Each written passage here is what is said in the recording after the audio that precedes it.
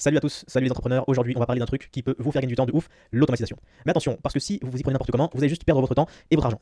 Moi, j'ai vu les gens se lancer dans des usines à gaz alors qu'ils auraient pu commencer par des trucs simples qui leur auraient fait économiser 10 heures par semaine dès le premier mois. Alors aujourd'hui, je vous donne 4 critères pour repérer les tâches qui méritent vraiment d'être automatisées et je vous explique pourquoi les trucs chiants, c'est là qu'il faut commencer. C'est parti. Premièrement, c'est toujours la même rengaine. Donc première question à vous poser, est-ce que je fais cette tâche au moins 3 fois par semaine? Si la réponse est oui, c'est un bon candidat. Pourquoi? Parce que c'est toujours la même chose, même étape, même résultat attendu. Exemple, prenez un truc tout bête. Après chaque réunion, vous devez récupérer le compte rendu, en extraire les actions à faire, envoyer un mail à l'équipe, c'est toujours la même chose. Le compte rendu et ensuite faire un mail. Le compte rendu, faire un mail. C'est du pain béni pour l'automatisation. Et si en plus, ça vous bouffe un temps de dingue, deuxième point, le temps. Donc si ça vous bouffe beaucoup de temps, est-ce que cette tâche vous prend un temps monstrueux? Même si c'est juste une fois par mois, si ça vous prend 3 heures, c'est 3 heures de perdu. Et si c'est sur un an, ça fait 36 heures, presque une semaine de travail. C'est énorme. Je me souviens d'un client qui passait 2 heures par jour à classer des factures dans son logiciel de compta. Je vous prends un de mes clients, il me disait qu'il faisait ses factures tous les jours, manuellement, entre 5 et 30 factures. 30 fois par jour. Vous imaginez le temps qu'il perd à chaque fois? Donc bien évidemment, on a automatisé ça et on lui a fait gagner plusieurs heures par semaine. Ça, c'est un retour sur investissement immédiat et en plus, il était satisfait. Il m'a directement relancé sur d'autres automatisations au sein de son entreprise. Donc après, c'est pour la gestion de stock, etc. Troisième point, est-ce que vous faites des erreurs à tout va? Ah là là. Le troisième point, est-ce que c'est un truc où vous plantez souvent? Les tâches avec la saisie manuelle, copier-coller entre Excel et un CRM, des validations à la chaîne, un dossier qui passe entre 5 personnes, ou encore des règles compliquées. Si le client a acheté X, envoie-lui Y, ce sont des nids à erreur. Donc pourquoi? Parce qu'on est humain, on est fatigué, distrait, on a des jours sans. Une machine, elle suit les consignes à la lettre sans se plaindre, sans oublier, sans se tromper. Résultat, moins d'erreurs, moins de mauvaises choses à gérer après. Quatrième point, ça va devenir ingérable si votre boîte grandit. Un des derniers critères et pas des moindres, est-ce que cette tâche va devenir un cauchemar si vous avez plus de clients? Par exemple, l'accueil des nouveaux clients. Plus vous en avez, plus c'est répétitif. Les relances pour les paiements en retard. La génération de rapports mensuels. Imaginez aujourd'hui, vous avez 50 clients et leur onboarding vous prend 30 minutes chacun, soit 25 heures par mois. Vous me suivez?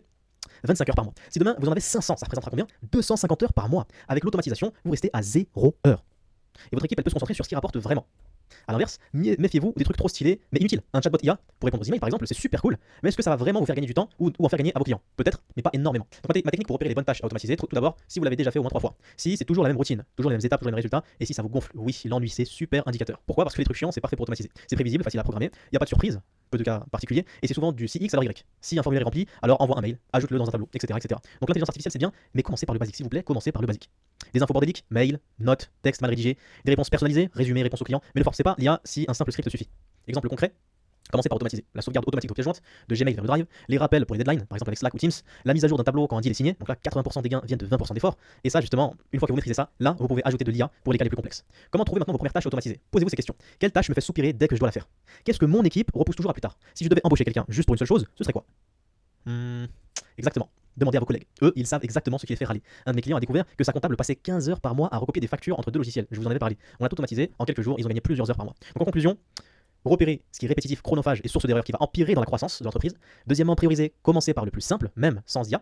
Troisièmement, comme c'est écrit juste en dessous, ça doit être écrit en dessous, passez à l'action, passez à l'action. Automatisez une seule tâche, une par jour ou une par semaine. Mesurez le temps gagné et recommencez. Et surtout, ne vous lancez pas dans un truc trop compliqué. Dans mon school, j'ai divisé débutant, intermédiaire, avancé. N'allez pas voir les choses intermédiaires avancées. Faites le school dans le sens logique.